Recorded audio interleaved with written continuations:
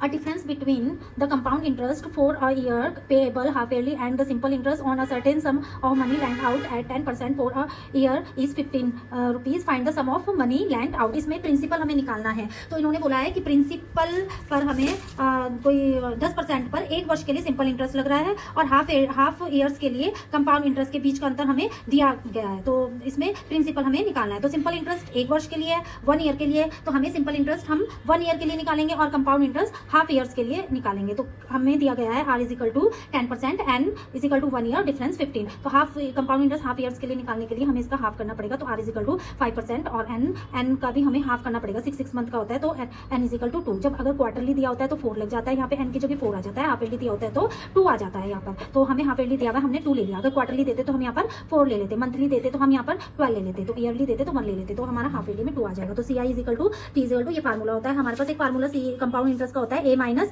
P। तो ना हमारे पास A है यहाँ पर, अमाउंट नहीं है, ना हमारे पास कंपाउंड इंटरेस्ट है, ना हमारे पास प्रिंसिपल है। तो ये वाला फार्मूला हमारा यूज नहीं होगा, तो हमारा ये वाला फार्मूला यूज होगा। तो कंफ्यूज मत होना कि कौन सी आई का फार्मूला वो क्यों नहीं लगाया। तो P is equal to, P हमें दे ही नहीं रखा तो प्रिंसिपल तो हमें निकालना है। तो 1 प्लस R हमें 5 हाफ ईयरली के लिए 5 लेंगे हम अपॉन 100 और n हमारा यहाँ पे 2 आएगा क्योंकि हाफ ईयरली का 2 लगता है -1। तो हम इसको सॉल्व करेंगे, तो हम इसको एलसीएम लेकर सॉल्व करते हैं। जैसे कि ये हो जाता है ना जब 1 प्लस 5 अपॉन 100, तो हम इधर इसके नीचे भी 1 मान लेते हैं। तो हमने 100 लिया तो 1 से 100 क्या हो जाता है, कट जाता है और ऊपर मल्टीप्लाई हो जाती है 100 से, तो मल्टीप्लाई हो जाती है 100 से। तो हमारा आ जाएगा 100 प्लस 100 से 100 कट गया 1 टाइम, तो 1 से हो जाएगी तो 5, तो हमारा आ जाएगा 105 अपॉन 100। तो हम ये जब 2 पॉइंट इधर है तो 2 पॉइंट इधर पॉइंट लग जाएगा 2 नंबर, तो 105 आ जाएगा हमारा। तो हमारा वही आया यहाँ पे 1.05 का होल स्क्वायर -1। तो हम इसको 2 बार इसी सेम नंबर से हम 2 बार मल्टीप्लाई करेंगे, 0.5 1.05 से मल्टीप्लाई करेंगे तो हमारा आंसर ये आएगा और -1। तो हम -1 करके ये आ जाएगा। तो P हमारे पास तो है ही। अब हम निकालेंगे SI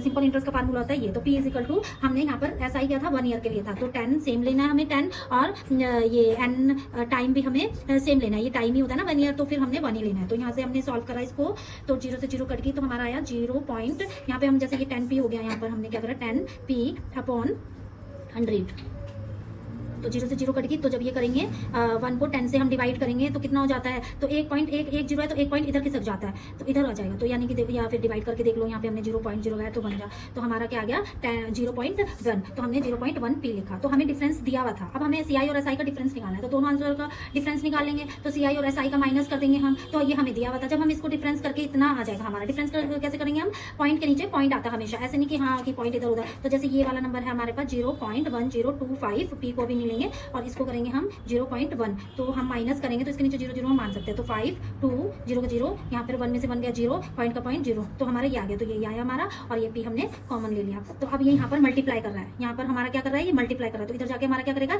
ये डिवाइड करेगा। तो हमने ये ही करा, तो इसको नीचे लिया, डिवाइड कर दिया हमने। तो जब डिवाइड करा तो हमने पॉइंट हटाया, तो 1 2 3 4 नंबर है, तो हमने पॉइंट हटाने के बाद 4 0 लगा दिया। तो हमारा ये बन गया और नीचे स्टार्टिंग के 0 की वैल्यू नहीं होती, तो फिर हमने 25 ले लिया। जब हमने इसको डिवाइड करा तो हमारा ये आ गया। ठीक है, कुछ चीज़ समझ में ना आए तो कमेंट करना। Okay, thank you.